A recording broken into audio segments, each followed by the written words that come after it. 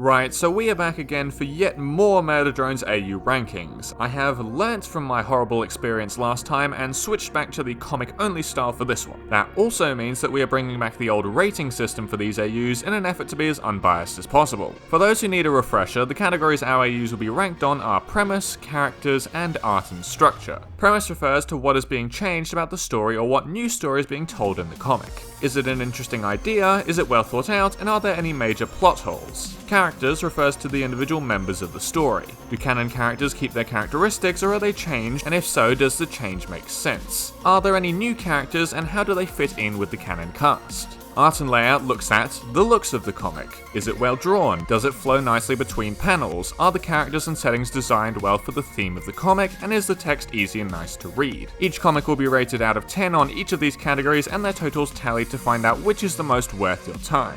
But I suppose now I should actually introduce the comics that we will be covering today. We have Genocide Robots by Ghost Pepper, Dark Apex by Zachary Dole, and The Shine of My Idol by Hoshi.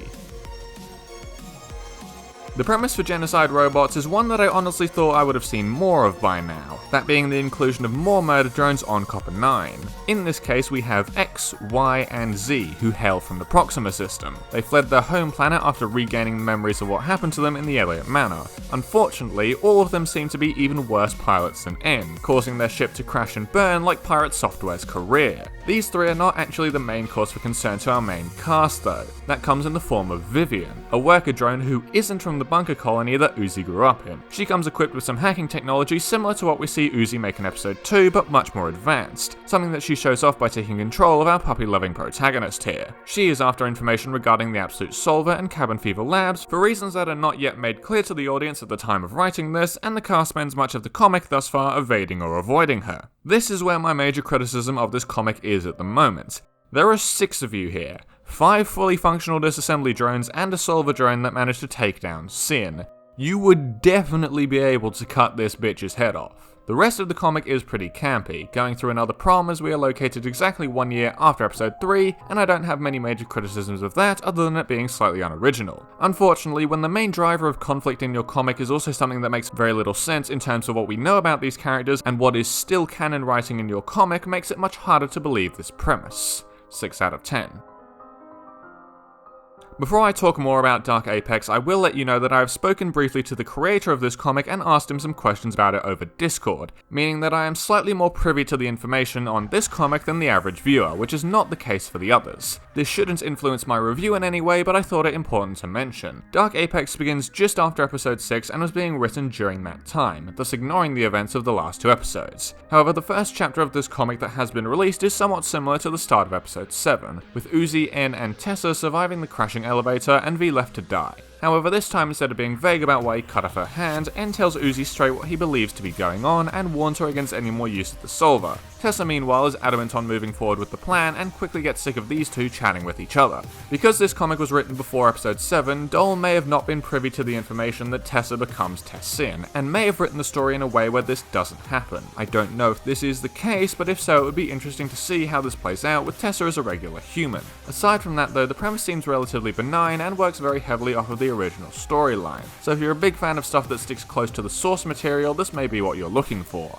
8 out of 10. The Shine of My Idol chooses to take the Mafia Drones approach when creating its premise, that being not having anything to do with the show whatsoever and just using the characters instead. In this universe, there is no such thing as a disassembly drone, with N instead acting as just a regular drone like any other who is working a menial job in drone society in order to properly care for his little sister Sin. He also appears to be an orphan here, but that's besides the point. After getting fired from his dead-end job, N goes out in search of something new, eventually finding a position as a personal assistant for an idol pop star. No prizes for guessing who that pop star is. This position is particularly overwhelming for our boy as he idolized Uzi especially throughout his life. The problem being that he idolized her stage persona rather than the much colder version she presents day to day.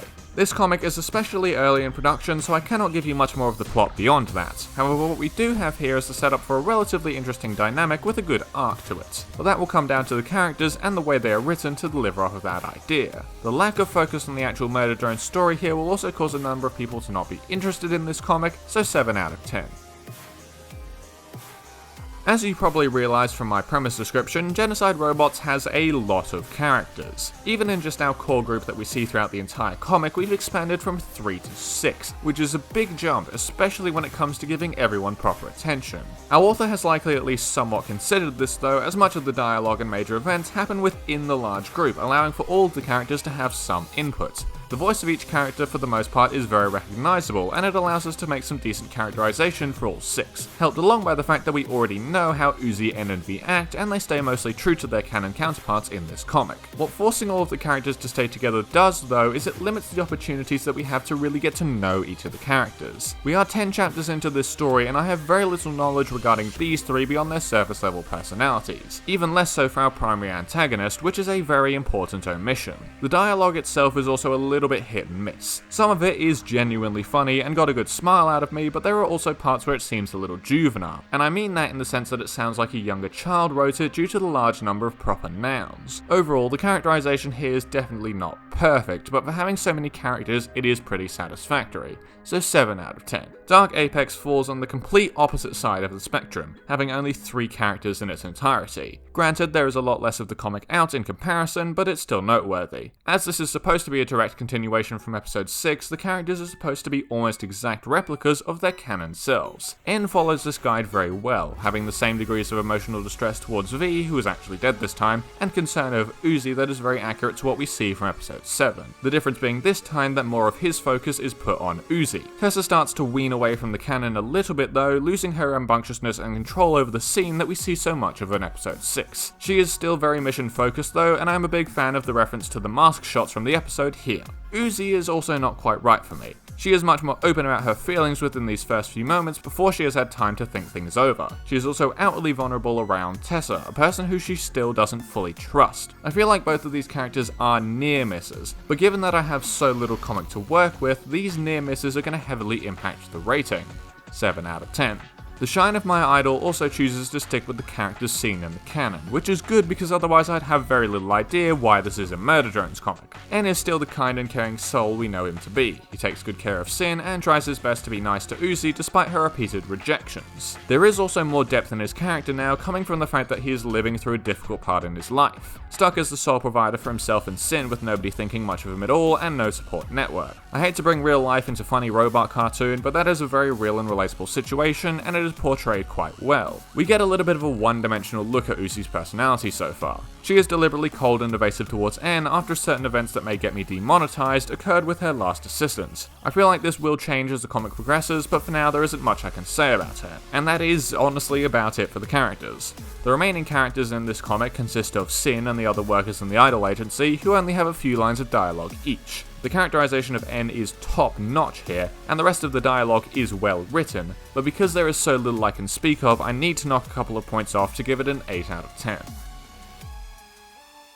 Genocide Robots definitely has the weakest art out of the 3 comics in this video, with several instances of character proportions failing to be held up and general art style issues. The main problem with it, however, is the similarity of our 3 new characters. The hairstyle of Z at least makes her somewhat unique, but the other 2 become very difficult to distinguish if they're even partially obscured up until the point where they're put on prom outfits. This is not at all helped by what was the most infuriating part of this comic for me, the speech bubble colours. The main purpose of colouring speech bubbles is to allow for it to be more clear who is saying a particular thing, especially when the character who's talking isn't drawn in the frame. With that said, why would you choose 5 very close shades of yellow for N, V, X, Y, and Z, especially when they are talking over each other all the time in this comic? This has genuinely pissed me off while reading this, so I will be giving the art for this comic a 4 out of 10. Dark Apex is drawn in a much cleaner and more defined line art that is very easy to follow despite it not being in colour. I have very few complaints regarding the comic style and was very impressed by the use of non-standard speech bubbles to convey emotion, which is a very high level technique. My one criticism stems from English ancestral narcissism, as the comic is drawn with a manga right to left reading direction that is difficult for me to adapt to. Some of the out of speech bubble text is also very small when read on a phone or tablet, which will make it difficult for some people to read. These are very situational issues, but they can and will impact the reader experience. I also believe more can be done in colour than in black and white, especially in the horror genre this comic is going for, so I'm giving the art and layout an 8 out of 10. The Shine of My Idol is a very nice piece of art. The character designs are all very well put together, the backgrounds are very well thought out and changed to assist with the story, and the layout is very well suited to the webtoon platform it is on. It also does what Genocide Robots fails to do and uses colored text bubbles in a way that is neat and efficient and conveys who is talking very well. My one issue with the design is admittedly a nitpick, but it happens a few times, so I'm going to talk about it. This weird hazy effect that is applied to Uzi whenever N catches sight of her is oddly amateur looking compared to the rest of the comic. It looks like someone has just drawn a brush around her head. Given that these panels are particularly important, it feels like a letdown to have them look so odd in comparison to everything else, so I will take a point off and give this a 9 out of 10. Overall, these are 3 pretty solid installments to the catalogue of Murder Drone's AUs. While their strengths vary, there should be at least something enticing about each one of them, but let's take a closer look at the numbers. Genocide Robots finishes off with 17 points out of a possible 30. It is definitely a flawed work, the art needs much more polish, and there is a lot that needs to be done with these characters to fully develop them. However, these are both things that can be fixed with time, so if you're watching this again in 2026 and beyond, perhaps it's worth taking another look at. Dark Apex gathered 23 points and will also be an interesting comic to watch develop. There are some stylistic choices here that I think clash with the target audience, and the low quantity of material forces a harsher judgment on what is there. The Shine of My Idol wins out today's video with 24 points, just ahead of Dark Apex. If you don't mind taking a detour away from the canon and focusing more on the characters in a new situation and environment, this is a fantastic work and you should look into it. However, if you want something more grounded in the show, then the others are likely a better bet. But that's all I've got for today, thank you all for watching, and have a good one.